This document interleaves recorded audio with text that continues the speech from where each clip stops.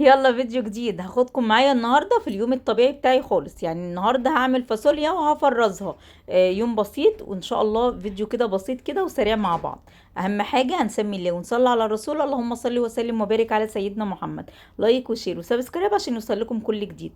الفاصوليا بجيبها الاول بغسلها كويس قوي. يعني بصي كبيت الميه ورجعت هملاها ميه تاني وهغسلها تاني. للاسف الفاصوليا يعني مش احسن حاجه زي ما انتم شايفين. في منها اخضر وحلو، وفي يعني هو مش مصفر دبلانه مش كويسه، لا هي كلها كويسه. عاوزه تعرفي الفاصوليا ازاي كويسه؟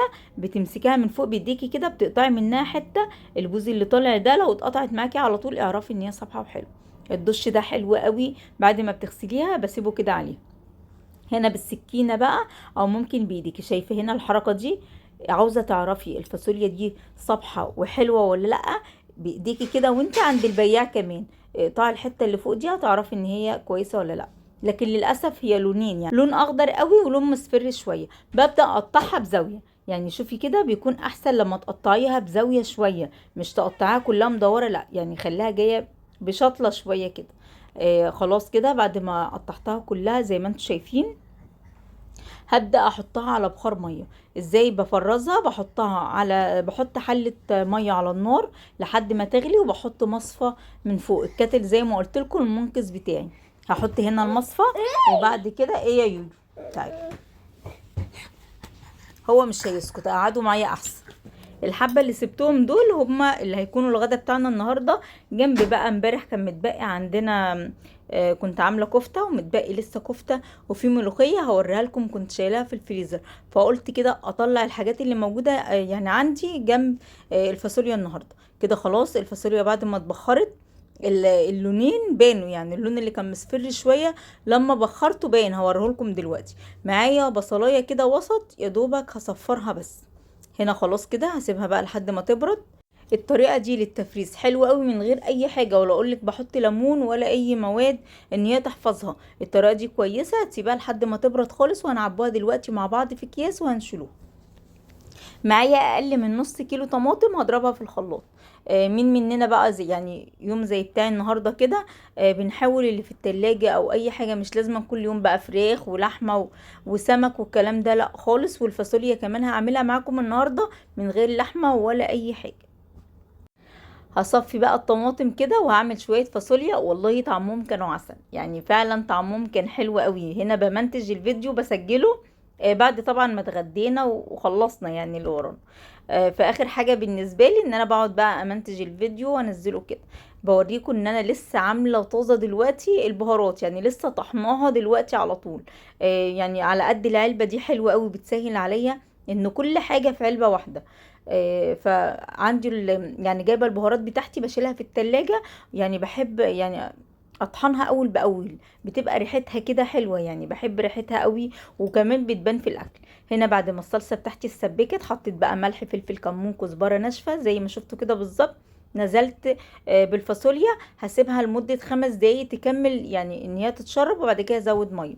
بوريكم هنا ان الغطيان لونها اتغير شويه. العيب الوحيد اللي شفته لسه مكتشفاه النهارده في الحلل دي ان لون الحله اللي بستخدمها على طول لقيت لون الغطا بتاعها اتغير شويه.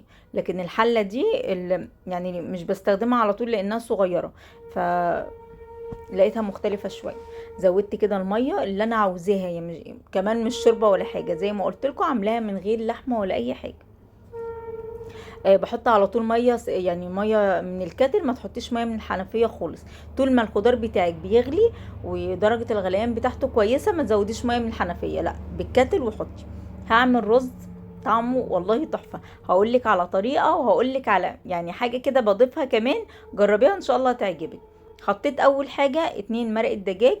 انا عارفه ان مرقه الدجاج دي مش كويسه، يعني مش احسن حاجه في اللي هي البودره حلوه قوي، لكن ما كانش عندي فحطيت من دي. شوحي الرز بتاعك كويس قوي، يعني كل ما بتحطي الايدام بتاعك وبتشوحيه بيكون حلو. حتى لو زودتي ميه ولا حاجه صدقيني بيفضل مفرفر برضو، مش بيعجن منك ولا حاجه. مقدار الميه مظبوط. حطيت الملح. هغطي عليه وهسيبه لحد ما يتشرب. هوريكي كمان لما يتشرب ما باجيش جنبه خالص. ادي حاجه من ضمن الحاجات اللي شايلاها في الفريزر. امبارح او اول امبارح كنت عامله ملوخيه وفراخ، واتبقى دول يعني بعد ما اتغدينا اتبقوا، شلتهم على طول في كيسه في الفريزر. شايفين لسه خضرة ومحافظة على خضرها. وكيس كمان كنت عاملة نفس اللي عملته ده مرة قبل كده. فالاتنين طلعوا، لان في مش عاوز فاصوليا، في الملوخية هي، وجنب الكفتة كمان اللي كانت متبقية. لا امبارح كانوا الكفتة، الفراخ والملوخية كان يوم قبل كده. الرز هنا بعد ما اتشرب ما باجيش جنبه خالص، هو الاصفر دوت مرقة الدجاج. بسيبه زي ما هو، بوطي عليه. يعني يفضل ان انتي ما تقلبوش دلوقتي، لا وطي عليه وسيبيه. هنا خلاص بعد ما الفاصوليا بتاعتي بقى بردت خالص، انتي على حسب الكميه اللي انتي هتطبخيها. مفيش غير انا وجوزي ورودينا اللي بنحب الفاصوليا، فدول حلوين قوي على قد طبخه، على قد شوربه خضار. بس معظم الاوقات هحطها في شوربه خضار يعني.